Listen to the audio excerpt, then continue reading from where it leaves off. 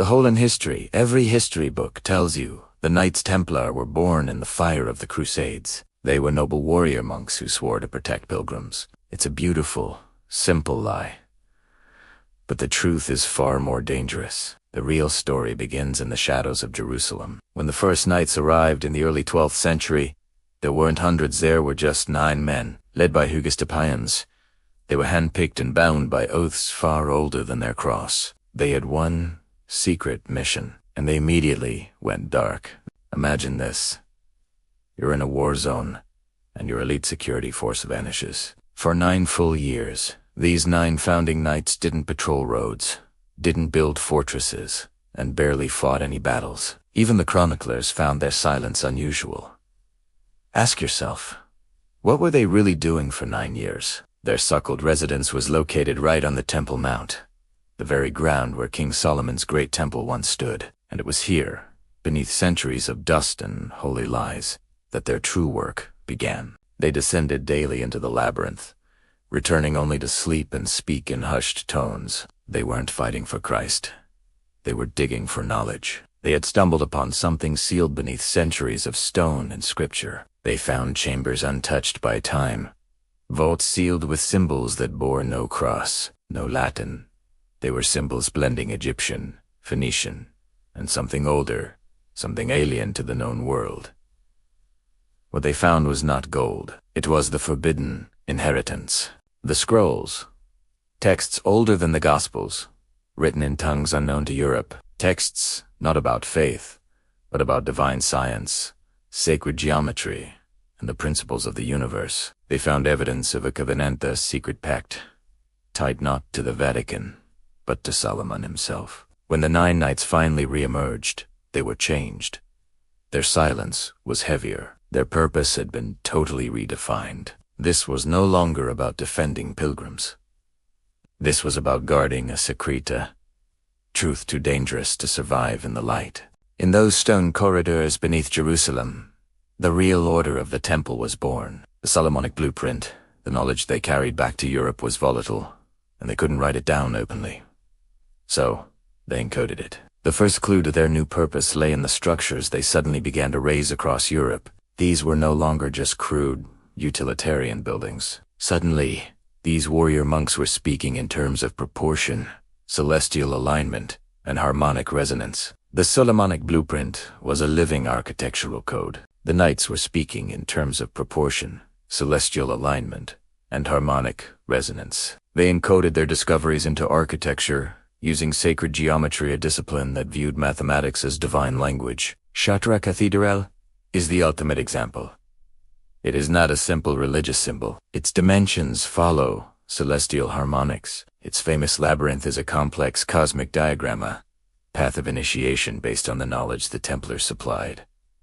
Their buildings were not monuments. They were maps. How did they know where to build? They possessed something far more advanced than medieval maps, maps of light. These maps charted currents of invisible power flowing through the earth, ley lines recognized by ancient mystics. The Templars built on nodes where the Earth's energy could be activated when aligned with specific constellations. Chapelles in southern France, aligned with Orion. The Tower of Winds in Italy, aligned with solstices. These structures were not random. They formed a living circuit, a continent-wide altar designed to harmonize human consciousness with the divine blueprint. The Templars were not just building churches. They were rebuilding Solomon's temple in miniature across Europe. The unbroken covenant, the knowledge they uncovered, linked the Templars to an older brotherhood. This Jewish sect, living near Qumran, preserved texts and wisdom. The Dead Sea Scrolls, discovered centuries later, contained passages that bore an uncanny resemblance to Templar code. Both groups spoke of a teacher of righteousness and guarded divine knowledge preserved from Solomon's. This link led to the dual initiation rites.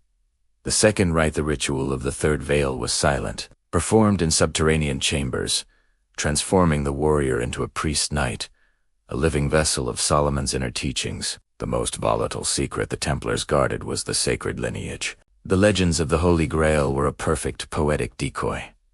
The Grail was never a cup. It was a vessel of flesh, a divine bloodline tracing its roots not just to King David, but to Solomon himself. The Templars saw themselves as silent defenders of this spiritual inheritance. Their reverence for the Black Madonna, the dark-skinned mother, was another code. She represented the sacred feminine aspect of the divine, the keeper of this secret lineage. These inner keepers were bound by the first seal of silence, an oath that forbade them from ever speaking of the lineage, the scrolls, or the vault, except through architecture and symbols.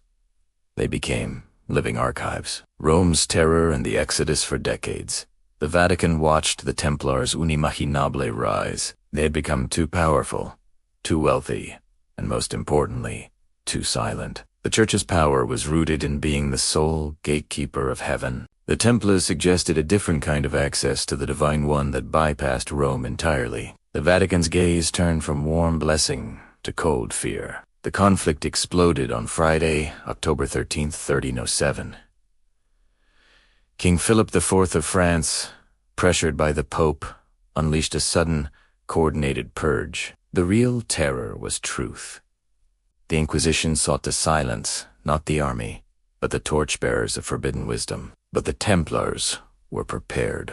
The Council of Shadows, the inner government, had enacted a spiritual contingency plan. On the night of the arrests, the real guardians of Solomon's secret had already vanished. A large fleet of Templar ships vanished from La Rochelle before the king's men arrived, carrying not gold, but knowledge, scrolls, and relics. The covenant was divided, not broken. Guardians fled to Scotland, where they found sanctuary at Roslin Chapel. Others crossed into Portugal, where the order was quietly reformed under a new name, the Order of Christ. The Red Cross, now in Portuguese sails, carried the fragments of the covenant across oceans. The hidden exodus was not an escape. It was dispersal with intention. The knowledge of Solomon, once buried beneath the temple, now sailed the seas. The code that endures the fire of Friday the 13th did not extinguish the legacy. It scattered the embers.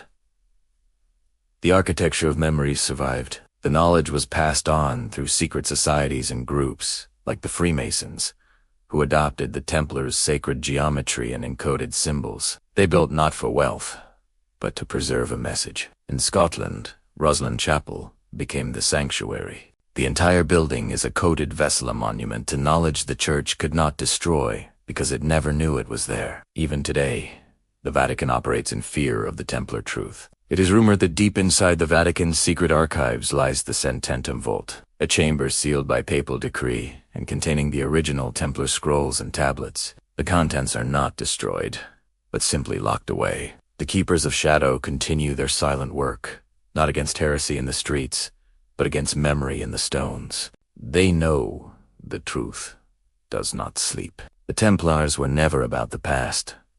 They were about the future. The order remains hidden, not out of fear, but out of necessity. The Red Cross was not a symbol of sacrifice. It was a map. The Grail was not a relic. It was the cover story. The Order's greatest secret was that knowledge, when sacred, must be hidden in plain sight, waiting patiently for those with eyes to see and hearts to hear. The Templars may be gone, but the symbols endure, the geometry remains, and the legacy pulses. Once you see beyond the cross, you find the code, and you step into the sacred silence the world was never meant to break.